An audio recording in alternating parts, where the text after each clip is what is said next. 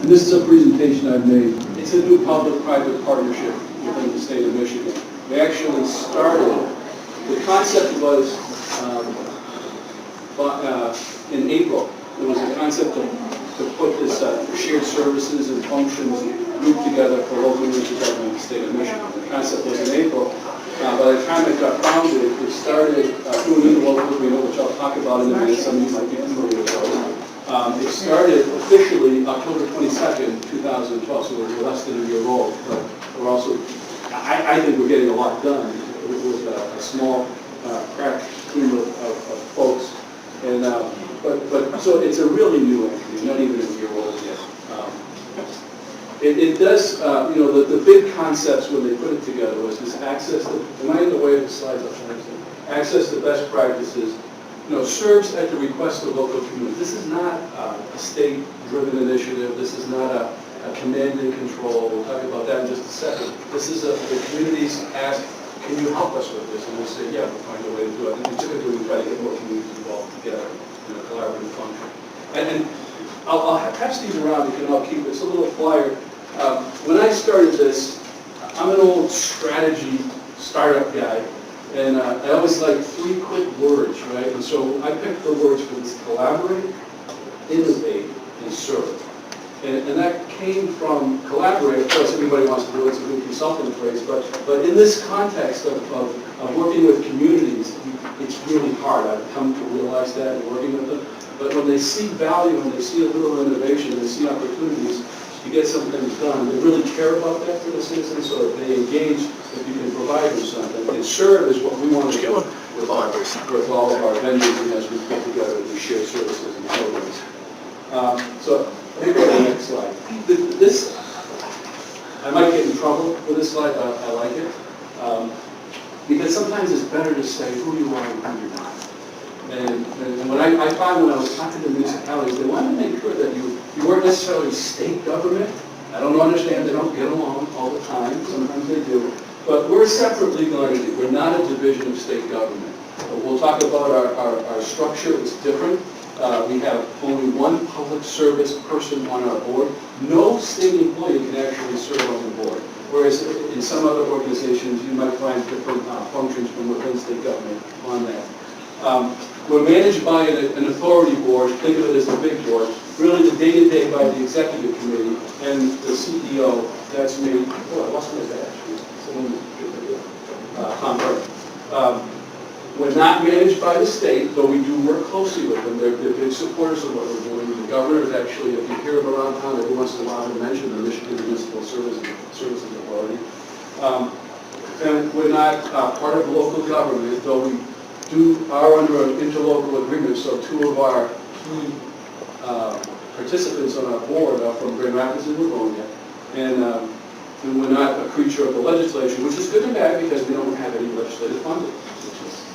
All startups, we're kind of like a startup looking for money all the time. We are a partner in collaboration and cooperation with joint action. As I said, we're not a command and control bureaucracy. We don't even want to be a bureaucracy. We're affectionately referred to as the virtual city. Actually, the treasurer is kind enough to refer to me as the mayor of the virtual city. I said, the unelected mayor of the virtual city. It's the only time that I had anything near a political office. But it's really virtual. We're not building a big bureaucracy here. We're building a shared services and functions group to provide these to all of the 1,800 communities in the state of Michigan. We want to provide standardized common service. I know everybody does something special, and every time you ask them, what we do here is always really special. It's different, you don't understand, but there are commonalities, and we got to find those. What we're not going to do, though, is we're not going to do strategic and core services and functions of different local units of government. I live in Grand Rapids Township, so I'm a local guy. We enjoy, the sheriff works fine for us. I live in East Grand Rapids. You have your own police force. That's a strategic decision East Grand Rapids is making. I'm not interested in talking to them about, do you need a new police force? Once you go to the sheriff, say someone. It's a strategic component for them. So let them do what they do. But there are things that aren't strategic, and that we need to find those. And when we can find those, and where they're common, let's see if we can deliver them on the platform. And then finally, we're driving down costs. and delivering timely and accurate things, enhancing the services. If we can't do that, we shouldn't even be looking at it. It's just that's a non-starter. And again, we're not going to focus on things of little or no benefit. So first time I touched on that slide with you all, does that kind of get a good lay of the land? And I think I'm going to report me to the state authorities, or hopefully no representatives. I say representative but here, I don't really know them personally. So when we set this organization up in the strategy guide, I wanted to make sure we had a mission. We had one. Actually, I found it working in state governments. They have a vision. They normally have just a plan of what they want to do, a vision and a mission. They don't have any details. Because I guess you don't work the details until you know you can really do it, because there's going to be a lot of work.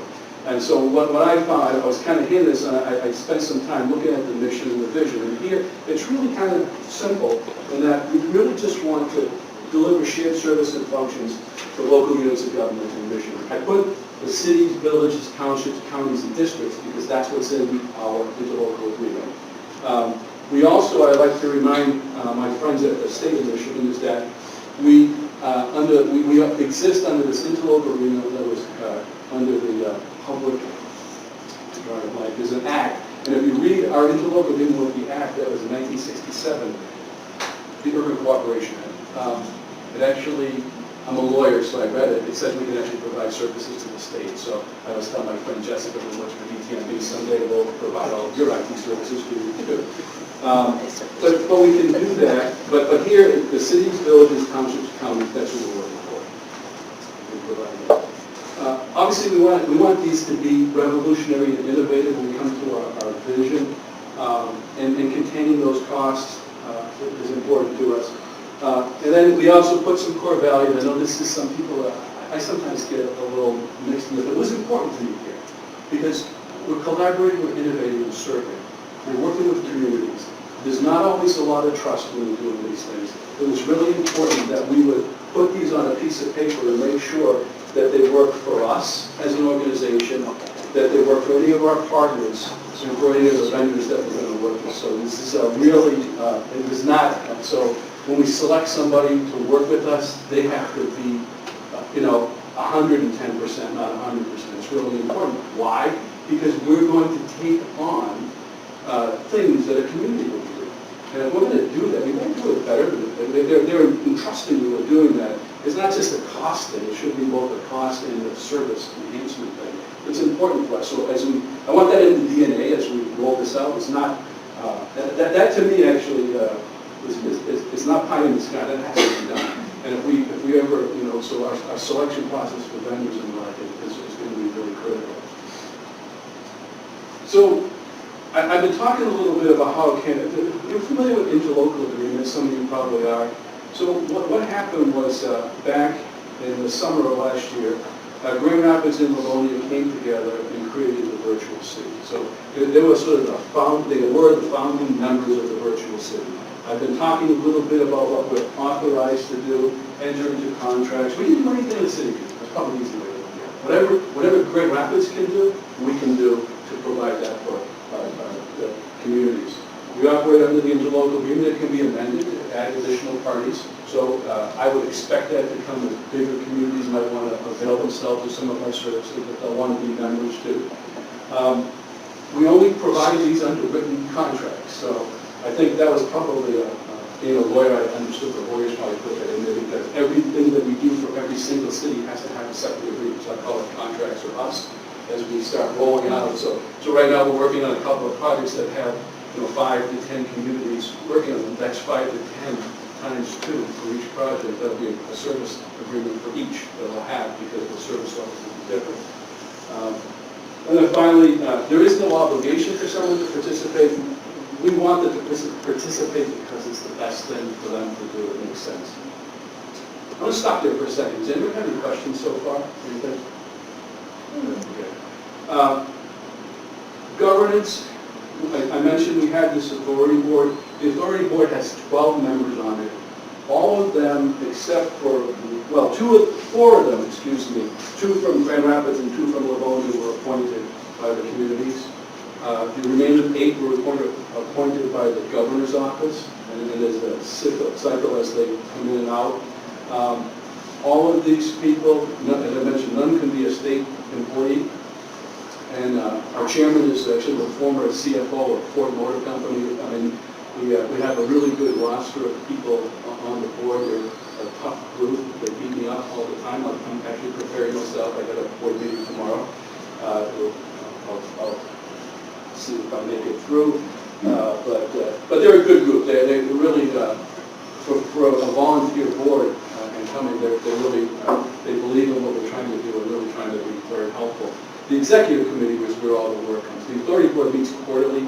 The executive committee meets every month. And there's really, it's almost like a management, executive management group. They give me a lot of direction. We actually meet the second Thursday of every month, 1:30, and tomorrow 1:30 and 3:30 for the authority board. We have a CEO and a staff. We have not much staff right now. We're building our staff up. We operate on a volunteer staff and a part-time person from the DTMD at the state on a loan. Members and stakeholders, those would be the communities that would participate. What I like about this slide is that the founding members, as I mentioned, in Grand Rapids and Livonia, you don't have to join the governance to avail yourself of the service. So let's say we put together our financial management system and Romulus said, look, I don't want to be on the board, I just want to buy your service. Fine, you can be an associate member. But if you want to be a founding member, you get on as a mechanism for bringing more people on. That would mean our board would grow, because we aren't guilty, but I guess what we have with, if Detroit wants to join, I have a feeling that they're going to want to have some participation. So I'm going to switch now to the road ahead now. I'm going to talk about what we're really doing, what are we working on.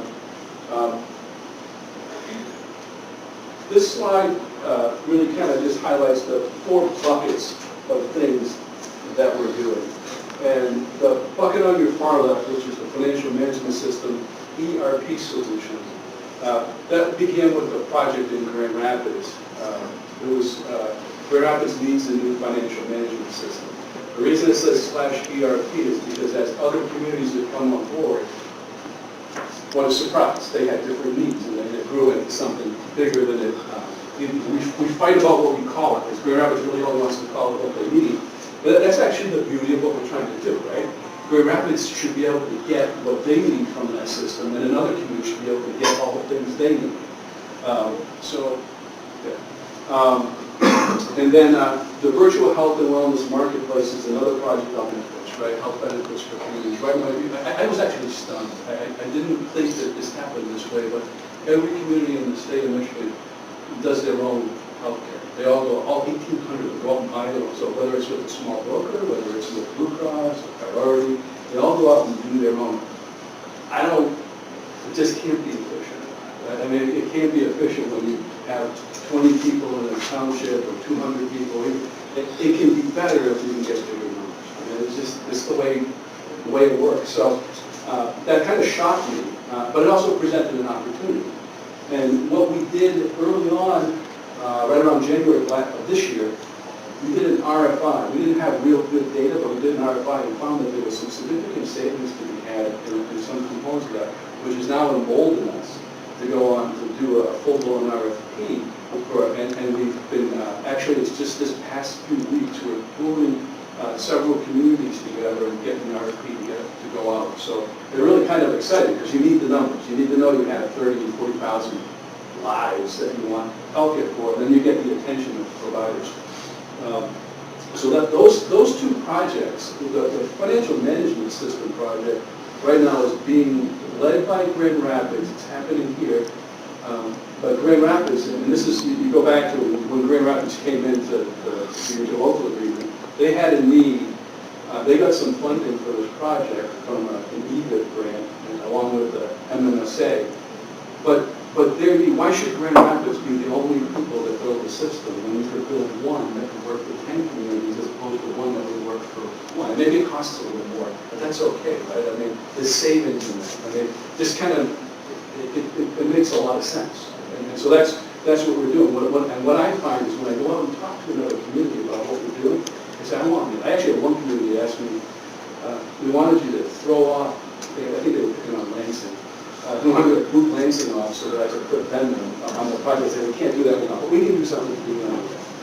but that's the power of this as they start going. I think when we roll out some real projects and really out there, I think it's just going to take off. But in the financial management system right now, that project, the ERP project, we created Grand Rapids leading it, but we insisted that there were going to be some assessment tools because we wanted to look and see what does the system need to look like that would work for multiple communities. And we wanted a spectrum. So right now we have a local jurisdiction advisory that's going through a different level of assessment than Grand Rapids.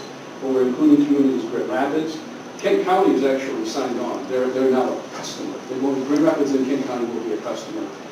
Kent County, Grand Rapids, Lansing, Romulus, and Warren, and on a parallel path, because we didn't want to, we had those 5 communities were really going strong, and Detroit came on late, so we have Detroit kind of running the parallel path, so they'll all come together at the time we go out for the RFP to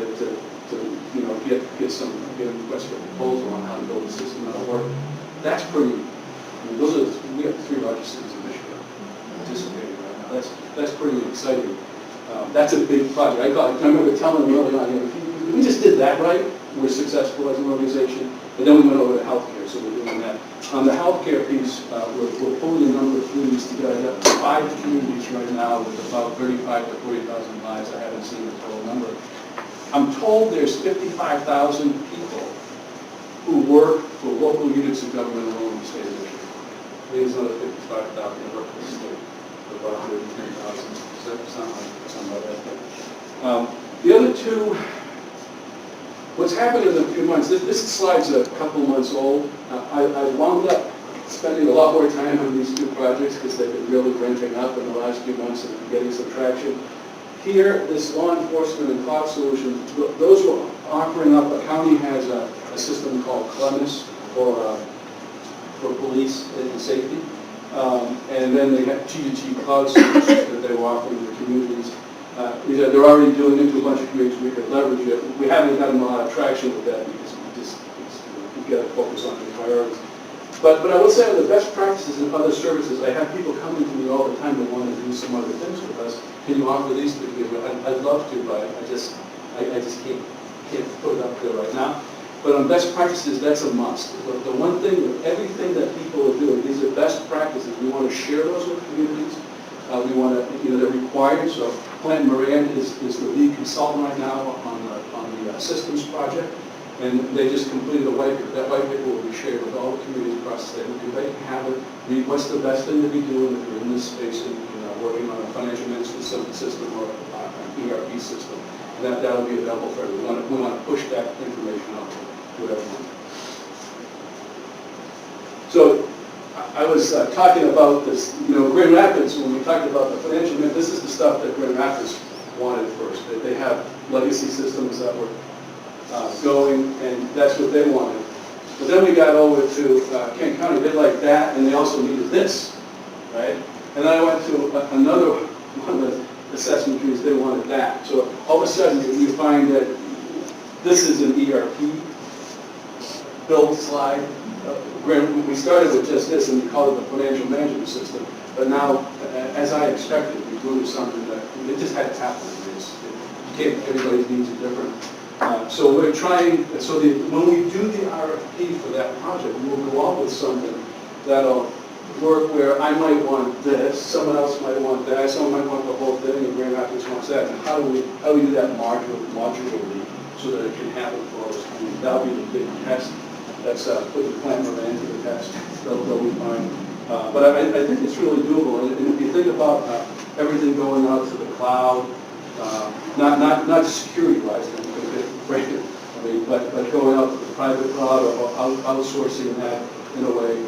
We, by the way, when we look at our premises, looking at Michigan-based companies to do anything with, that's where Michigan Municipal Service Authority. When I look first here before we would go any place out of state and try to encourage that for all our partners.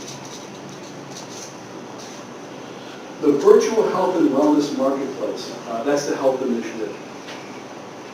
I mentioned we did a request for information back on some healthcare data that we had, and it wasn't the greatest data, but we did get enough feedback that there were savings.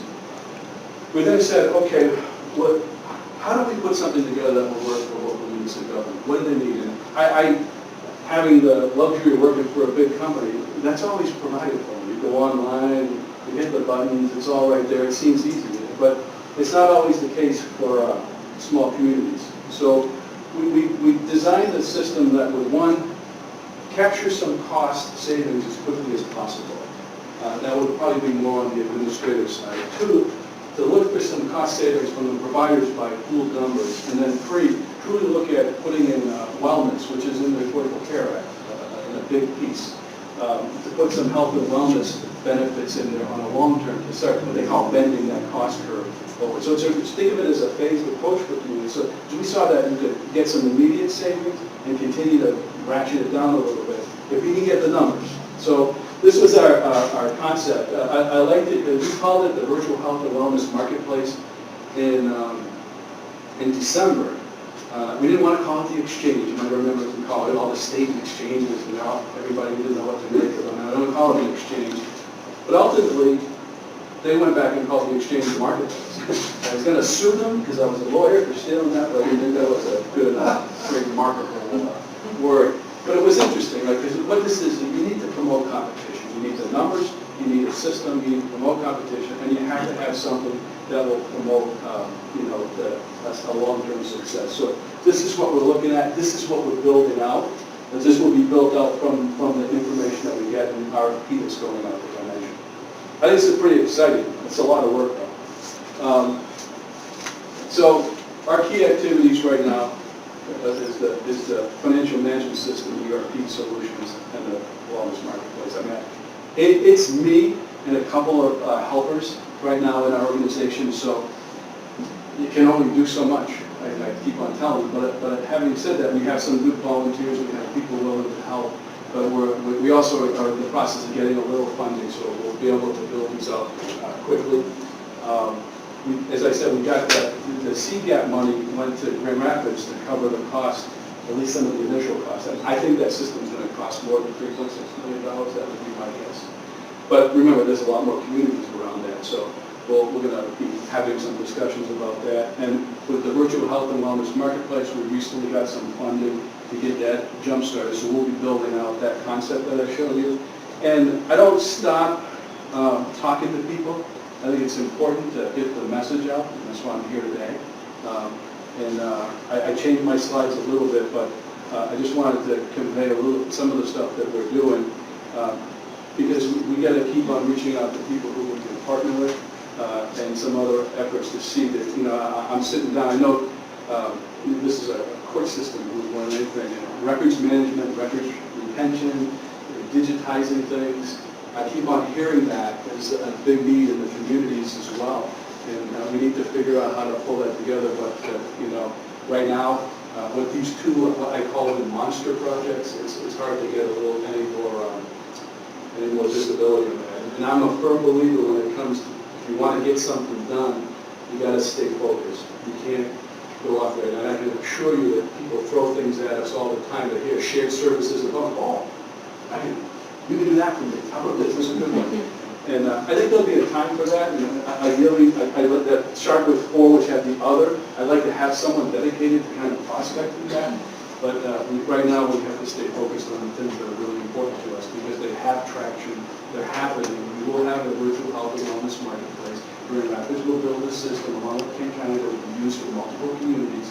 And we will have, I think we can, when we get that up and running, we can declare success. And if that's the only thing we do, this has been a successful entity. The vision is to do much more than that. Someone said, when we first started, said, the treasurer used to go, I said, treasurer used to go around and say, this is the first of its kind. I said, no, it is Andy, treasurer. It is treasurer building if we do all of these things. If we just do one, there are other groups around the country that do it. There's a group called Rogers up in Minnesota that does all IT and sort of what we're trying to do with that system. There's other groups that do taxes. There's other groups that do sewer and water. But if we do both of these things and then start have the capacity to do some other things, we will be the first of its kind. It's pretty exciting for Michigan and what we're trying to do for our community. So that's my West Michigan, Lake Michigan picture. I need a little bit more breath, but I left it in for you all because we're here. But that's what I had to say.